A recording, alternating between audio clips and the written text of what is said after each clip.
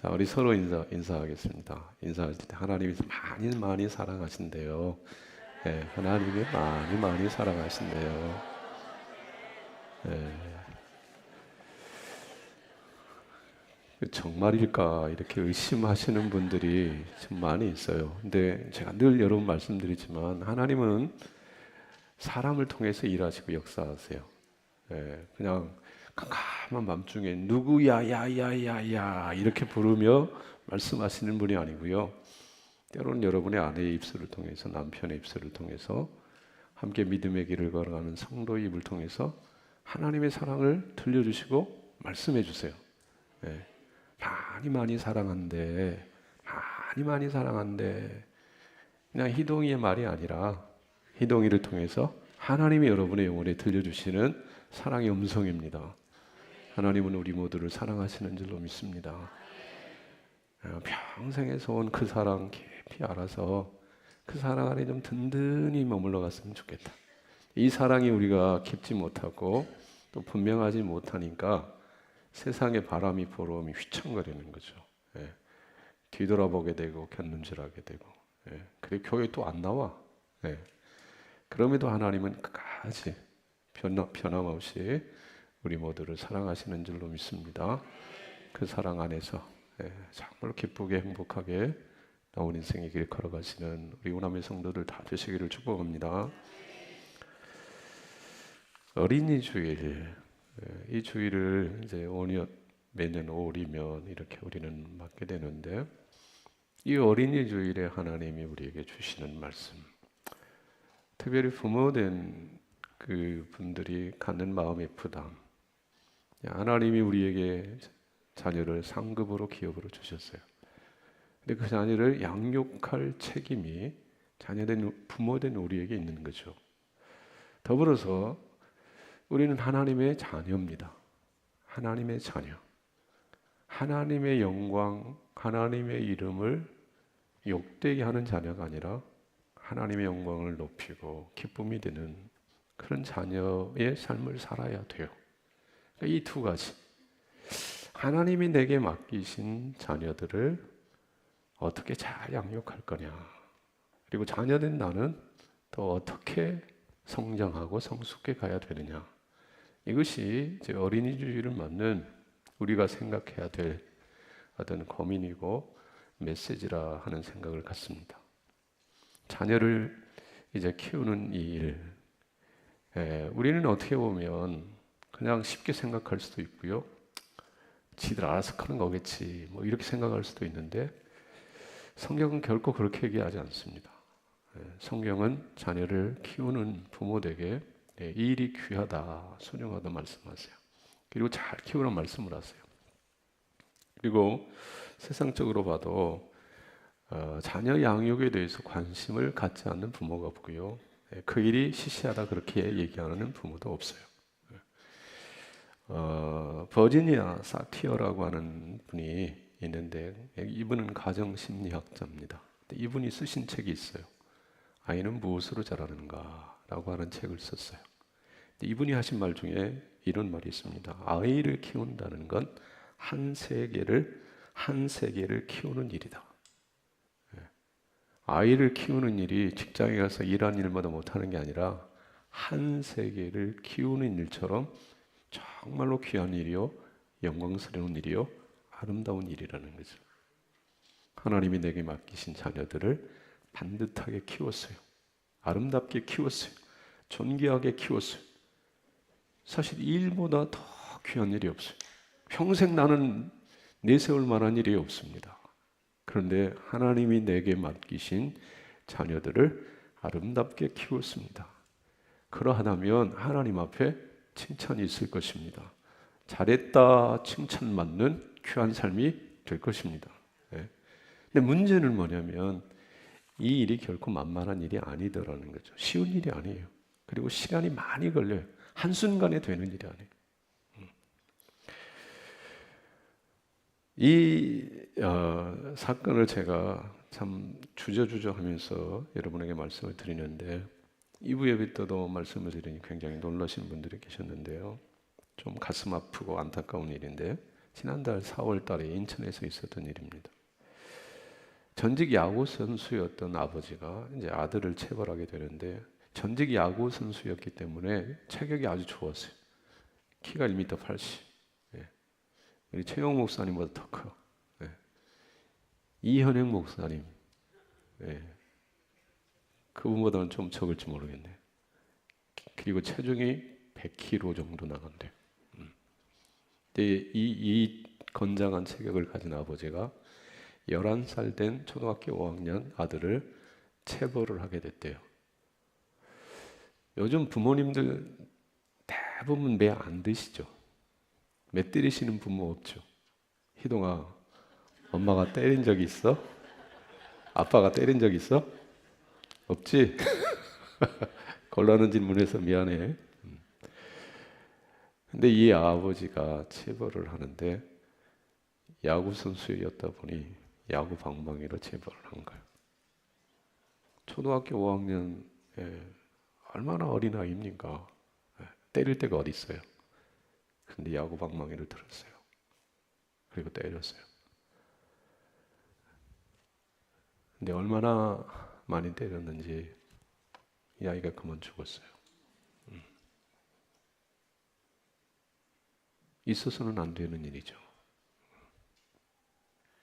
그런데 가슴 아프게도 저와 여러분이 살아가는 삶의 자리에는 이런 일들이 많이는 아니지만 종종 일어나더라는 것입니다. 아이를 잘 키워야 되는데, 사랑해야 되는데 그 아이를 죽이는 일이 우리 삶 속에 있더라는 것이죠. 그런데 가만 생각해 보면 야구 방망이로 자식을 죽이지는 않지만 여러 가지 모습으로, 여러 가지 방법으로 자녀의 생명을 희생시키는 부모들이 있을 수 있다는 거죠.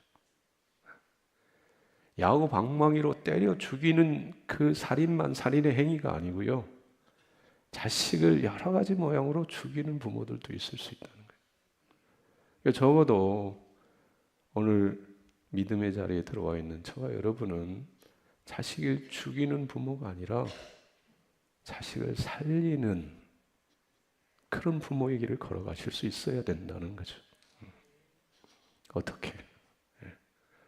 어떻게 하나님이 위임해 주신, 맡겨주신 자녀를 죽이지 않고 살리는 존귀하고 아름다운 사람으로 세우는 그 양육의 길, 생명의 양육은 어떻게 하느냐? 하나님의 자녀된 우리는 어떻게 아름답게 자랄 수 있느냐? 성숙해 갈 수 있느냐? 어린이 주일을 맞으면서 정말 우리가 깊이 고민하고 기도해야 할 기도 제목이라 생각을 갖습니다. 정말로 바라기는 오늘 우리 3부 예배 오신 성도 여러분, 죽이는 그 살인자의 길이 아닌 죽어가는 자를 살리는, 정말로 주님의 기쁨이 되시는, 주님의 장성한 분량이 이르기까지 자라가는 성숙한 하나님의 사람들이 다 되실 수 있기를 주님의 이름으로 축복합니다. 오늘 본문의 말씀이요, 오늘 본문에 자녀를 살리는 길, 자녀된 우리가 그리스도의 장성한 분량이 이르기까지 자라가는 그 길이 오늘 말씀 속에 담겨져 있다고 생각을 합니다. 자, 오늘 본문 말씀 다시 한번 보겠습니다. 자, 또 아비들아, 너희 자녀를 노엽게 하지 말고 오직 주의 교훈과 훈계로 양육하라. 자, 다시 한번요. 또 아비들아, 너희 자녀를 노엽게 하지 말고 오직 주의 교훈과 훈계로 양육하라. 자, 이제 옆에 계신 분 바라보시면서 암송하겠습니다. 자, 옆에 보시면서, 자, 시작. 또 아비들아, 너희 자녀를 노엽게 하지 말고 오직 주의 교훈과 훈계로 양육하라. 다 암송하셨죠? 네, 이거 암송하시면 치매 예방에 아주 탁월합니다. 반드시 암송하셔야 됩니다. 네, 또 아비들아, 너희 자녀를 노엽게 하지 말고 오직 주의 교훈과 훈계로 양육하라. 네.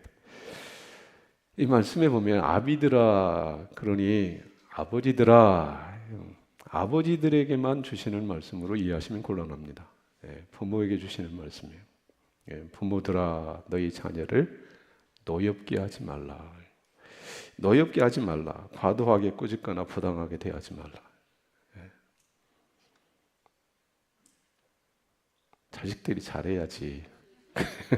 그래야 노엽게 안 하지. 근데 자식이 어떻게 행동하든 상관없이 부모의 입장은 노엽게 하면 된다, 안 된다? 안 된다. 이 자식이 말을 안 들으니까 때리는 거지, 노엽게 하는 거지. 이게 아닙니다. 이게 아니라 자식의 형편, 상황 상관없이 부모는 노엽게 하면 안 된다. 그리고 이어지는 말씀, 오직 그랬어요. 오직 주의 교훈과 훈계로 양육하라. 그렇게 말씀하고 있어요. 그러니까 부모는 자녀들을 무엇으로 양육해야 되느냐 하면 주의 교훈과 훈계로 양육을 하셔야 됩니다. 근데 여기 교훈과 훈계라는 말 좀 나눠져 있는데, 교훈이라고 하는 말을 그냥 일반적으로 해석을 하면 올바른 길로, 자녀를 올바른 길로 인도하기 위한 교육과 훈련, 이게 교훈이에요. 훈계라는 말은 말로 가르치고 깨우치는 것을 훈계라 그래요. 희동이에게 엄마가 아빠가 교훈합니다. 훈계합니다. 가르쳐야 돼요. 깨우쳐야 돼요. 근데 앞에 붙는 수식어는 주의 교훈과 훈계예요. 그리고 그 앞에, 주 앞에 오직 그랬어요. 오직. 그러니까 양육의 방법이 여러 가지 있을 수 있습니다. 여러 가지 있을 수 있는데 오늘 에베소서 6장 4절은 주의 교훈과 훈계로만 양육하라. 그렇게 말씀하고 있어요.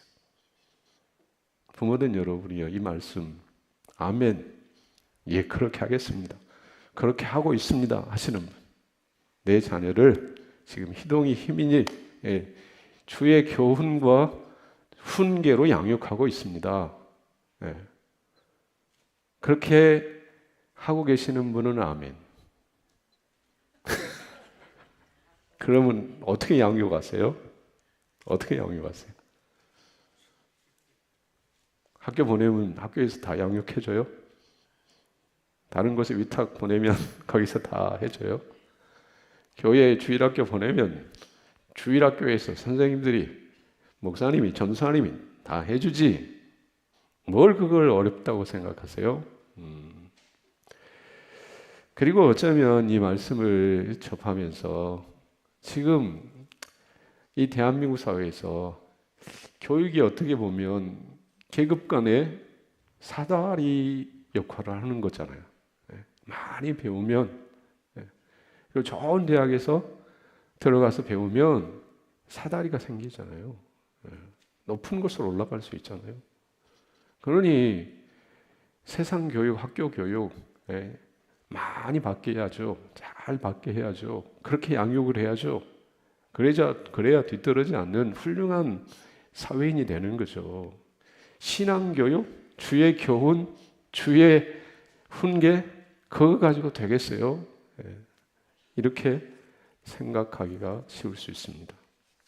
근데 오늘 하나님은 사도 바울이라고 하는 하나님의 종을 통해서 자녀 양육하는 부모에게, 그리고 그리스도의 자녀된 우리에게 주의 교훈으로, 주의 훈계로 양육하라. 세상의 지식과 학문을 많이 배우라. 그러면 훌륭한 하나님의 사람, 그리스도인이 된다. 세상을 뒤흔드는 그런 능력의 사람이 된다. 그렇게 얘기하지 않으시고요, 오직 주의 교훈과 훈계로 양육하라. 그렇게 말씀하셨어요. 여기서 양육한다는 말은요, 영양을 공급해 준다는 말이에요. 기른다는 말이에요. 여러분 자녀가 태어나잖아요. 그럼 자녀가 영양을 공급받아야 돼요. 엄마 젖을 먹어야 돼요. 이유식을 먹어야 돼요. 몸에 필요한 영양을 많이 공급받아야 돼요. 적당하게 공급을 받아야 돼요. 그럴 때 그 아이가 무럭무럭 자라가요. 성장해 가요. 잘 양육을 받을 수 있어요. 그런데 영양이 공급되지 않으면, 과잉되거나 부족하게 되면 이 아이는 건강하게 자랄 수가 없어요. 근데 여기서 이 양육은 세상의 어떤 교육, 이 땅을 살아가면서 우리가 받아야 될 그런 교육을 다 필요 없다는 게 아니라, 적어도 믿음의 부모로서 자녀를 양육할 때 이 영혼을 살리려면 주의 교훈, 주의 훈계, 다시 얘기해서 하나님의 말씀, 십자가의 사랑으로 공급해야 된다. 주의 말씀이 공급되어질 때, 생명의 말씀이 공급되어지고 십자가의 사랑이 흘러갈 때 하나님께서 맡겨주신 아이가 건강하게 무럭무럭 잘 자랄 수 있다. 그렇게 말씀합니다. 에스겔 37장 말씀해 보면 에스겔 골짜기에 마른 뼈들이 보이잖아요. 뼈가 가득합니다. 뼈는 죽었어요. 그런데 그곳에 하나님의 말씀이 선포될 때 죽었던 뼈들이 다시 살아나 하나님의 군대가 되는 역사가 있었어요. 하나님의 말씀이 들려지면, 하나님의 말씀이 공급되면, 하나님의 말씀이 충분하게 전해지면 어떤 역사가 있느냐? 살아나는 역사가 있다. 죽어버려 마른 뼈가 되어버린 인생이 어떻게 사느냐? 말씀으로 산다는 말씀으로. 이 사실을 시편 19편 7절부터 10절은 다시 이렇게 말씀합니다. 시편 19편 7절부터 10절 말씀 같이 보겠습니다. 여호와의 율법은 완전하여 영혼을 소생시키시며 여호와의 증거는 확실하여 우둔한 자를 지혜롭게 하며 여호와의 교훈은 정직하여 마음을 기쁘게 하고 여호와의 계명은 순결하여 여호와를 경외하는 도는 정직 영원까지 이르고 여호와의 법도 진실하여 다 의로우니 금검 많은 순금보다 더 사모할 것이며 꿀과 성이꿀보다 더 달도다. 아멘. 여러분 믿으세요? 이 말씀을 믿으세요? 말씀이 어떻게 하는 능력이 있다고요? 영혼을 소생시킨다. 영혼을 새롭게 한다. 영혼을 살린다. 세상 지혜와 지식이 아니고요. 하나님의 말씀, 생명의 말씀이 영혼을 소생시키고 우둔한 자를 지혜롭게 하고 마음을 기쁘게 하고 여호와의 계명은 순결하여 눈을 밝게 한다. 눈을. 여러분 보는 거 얼마나 중요한지 몰라요.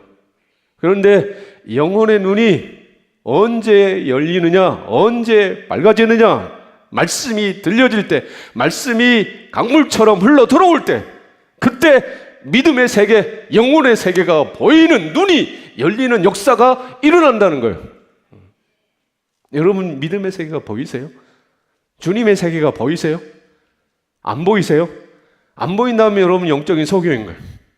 만약에 여러분이 보인다면 여러분은 믿음의 세계를 눈으로 확인하고 확증하며 그 길을 걸어가는 존귀한 하나님의 사람이에요.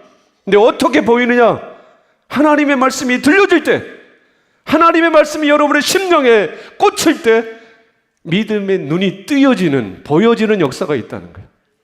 이 땅에 오신 예수님은 메시아세요? 그리스도세요? 그분의 메시아됨을 증명하는 기적 중에 기적이 뭐냐? 소경의 눈을 여시는 거예요. 예수님이 이 땅에 육신의 몸을 입고 오시기 전에 행하신 예수님이 오시기 전에 선지자들을 통해서 예언하신 말씀이 메시아가 오시면 소경의 눈을 뜨게 될 거라고 이사야 35장 5절에 예언해 놓으셨어요. 그 예언된 말씀을 예수님이 오셔서 친히 이루셨어요. 소경의 눈을 뜨여 주셨어요. 보게 해 주셨어요. 그런데 이 소경이 영적 소경된 자가 어떻게 눈이 열리느냐? 말씀이 들려질 때 열린다는 거예요. 그러니 우리에게 맡기신 자녀들을 정말로 믿음 안에서 아름답고 존귀한 사람으로 세워가기 위해서 필요한 영양소, 절대적 영양소, 그 영양소는 다른 것이 아니라 말씀입니다. 하나님의 말씀이에요. 그 말씀은 또한 이 땅의 사람 되오신 예수 그리스도십니다. 그리고 예수 그리스도는 십자가를 지시고 우리의 모든 죄와 허물을 다 짊어지시고 피 흘려 죽으신 분이세요. 그러니까 다시 얘기하면 그 말씀은 곧 사랑이신 거죠. 그리스도의 사랑, 십자가의 사랑, 그 사랑이 전해지고 그 사랑으로 양육을 받으면은요, 존귀한 하나님의 사람이 된다는 거예요. 믿음의 사람이 된다는 거예요. 지난주에 제가 헬렌 켈러 그리고 앤 설리번이라고 하는 두 사람의 스토리를 여러분에게 전해드렸어요. 이미 여러분 다 알고 계시는 사실이에요. 앞을 보지 못하는 소경이에요. 귀가 있어도 듣지를 못해요. 그리고 앤 설리번이라고 하는 사람은 정신질환자였어요. 의사도 그의 부모도 포기해버린 여인이었어요. 그런데 이 헬렌 켈러와 앤 설리번이라고 하는 두 여인이 그 절망의 자리에 일어나 세상에 선한 영향력을 끼치는 존귀한 하나님의 사람으로 든든히 설 수 있었던 비결이 어디에 있나요? 그것은 다른 것이 아니라 사랑에 있었어요. 십자가의 사랑. 몸 찢어 피 흘려 그 살과 피를 아낌없이 다 내어주신 대속의 사랑, 그리스도의 사랑이 인생의 절망을 딛고 일어나 존귀한 하나님의 사람으로 든든히 서가는 자양분이, 놀라운 영양분이 되었다라는 사실입니다. 말씀이 들려지고 그리스도의 사랑이 가슴에 흘러 들어오면 영혼은 삽니다. 존귀한 사람으로 삽니다. 세상을 이기는 믿음의 사람이 될 수 있습니다. 이건 인간의 힘으로 되는 게 아니에요. 인간의 교육으로 되는 게 아니에요. 하나님의 은혜로 됩니다. 하나님의 말씀이, 하나님의 사랑이 증거되고 그 말씀이 역사하는 곳에 아름다운 양육의 생명의 역사가 힘있게 일어난다라는 것입니다. 양육은요, 세상 지식과 지혜를 가르치는 것이 아니고요, 참된 그리스도 안에서의 양육은 주의 말씀을 가르치는 거요, 십자가의 사랑을 들려주고 보여주고 가르쳐주는 거예요. 희동이가 이 교회 안에서 자라서 하나님의 말씀을 잘 들어요, 잘 배워요. 그리고 십자가 사랑 앞에 서서 예수님이 지신 십자가가 희동이를 위한 십자가라는 사실이 믿어지고 깨달아질 때 희동이는 어떤 역경과 환난에도 흔들리지 않고 바른 믿음의 길을 가는 존귀한 하나님의 사람이 될 것입니다. 하나님이 정말로 귀하게 들어쓰시는 아들이 될 것입니다. 그렇게 양육이 된다는 거예요. 사랑하는 성도 여러분, 저는 앞서 자식을 죽이는 부모가 있다. 야구방망이로 꼭 내리쳐서 죽이는 부모가 아니라 여러 가지 모양으로 자녀를 희생시키고 죽음에 이르게 하는 부모의 삶이 있을 수 있다는 말씀을 드렸어요. 어떤 사람이 자식을 죽음에 이르게 하는 것입니까? 이 영원한 생명, 하나님의 말씀 앞에 다가서지 못하도록 막는 거예요. 십자가 사랑을 거부하는 거예요. 그게 자식을 죽이는 거예요. 그러나 이 말씀 앞에, 십자가의 사랑 앞에 든든히 서도록 끊임없이 기도하고 말씀을 들려주고 몸소 예수님의 사랑을 보인다면 그 자녀는 부모의 이 놀라운 신앙의 양육을 통해 든든한, 신실한 하나님의 사람으로 서가게 될 것입니다. 더불어서 오늘 자녀된 우리가, 하나님의 자녀된 저와 여러분이 예수 그리스도의 장성한 분량에 이르기까지 자라가려면 어떻게 해야 되느냐? 말씀 앞에 늘 머물러야 되는 거죠. 말씀을 듣고 읽고 연구하고 암송하고 묵상하고 말씀을 늘 내면에 채워야죠. 그리고 십자가 사랑 앞에 서는 거죠. 성장 앞에 서는 거죠. 2000년 전 주님 달리신 십자가가 나와 상관없는 그런 십자가의 사건이 아니라 2000년 시간이라고 하는 갭이 있어요.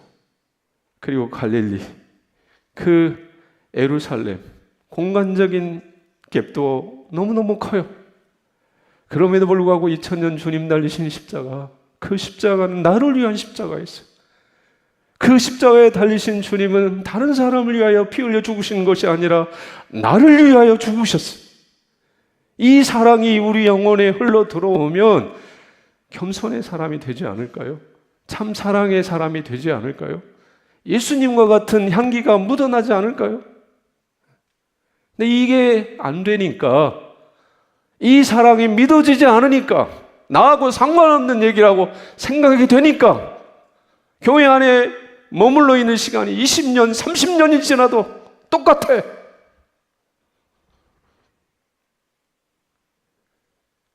참으로 존귀하고 아름다운 그리스도의 사람이 되려면 말씀의 사람이 돼야 되고요. 십자가 사랑 앞에 반드시 서야 돼요. 반드시. 늘 십자가의 사랑을 먹고 마셔야 돼요.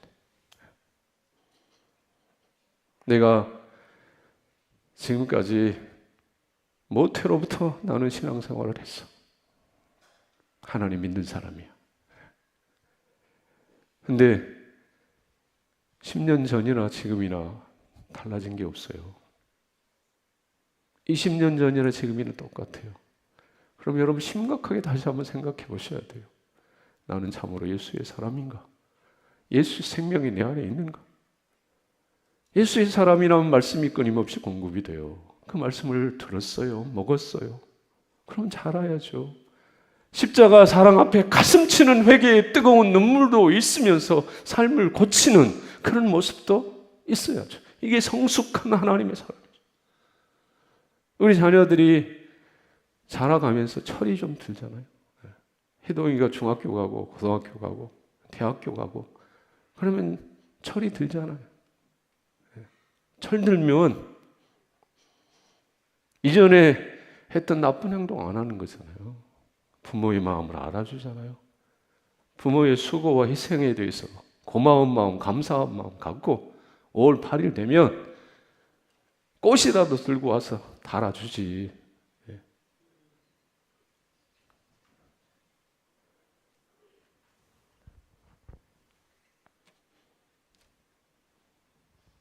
오라미의 부모된 성도 여러분, 하나님께서 맡기신 우리 자녀들 세상 공부하는 일에만, 세상 성공하고 출세하는 일에만 올인하지 않도록 우선순위를 바꿔야 돼. 우선순위. 내 자식, 하나님이 맡기신 위임하신 내 자녀, 하나님의 말씀 앞에, 사랑 앞에 서지 않으면 죽는다. 그것이 부모된 내가 해야 될 아주 존귀한 사명이다. 거부할 수 없는 엄미한 사명이다. 그렇게 기억하셔야 돼요. 그리고 자녀된 우리가, 하나님의 자녀된 우리가 우리 삶의 자리에서, 인격에서 그리스도의 향기가 묻어나도록, 그런 삶을 살아가도록 늘 우리는 십자가 앞에 서야 됩니다. 그 사랑을 기억해야 합니다. 깊이 묵상해야 됩니다. 그래서 정말로 존귀한 주의 사람으로 성숙해가고, 그래서 하나님의 마음을 기쁘게 해드리는 천국의 자녀들 다 되실 수 있기를, 그리고 맡기신 그 자녀들을 정말로 존귀한 하나님의 사람들로 든든하게 아름답게 세워가는 은혜 있기를 주님의 이름으로 축원합니다.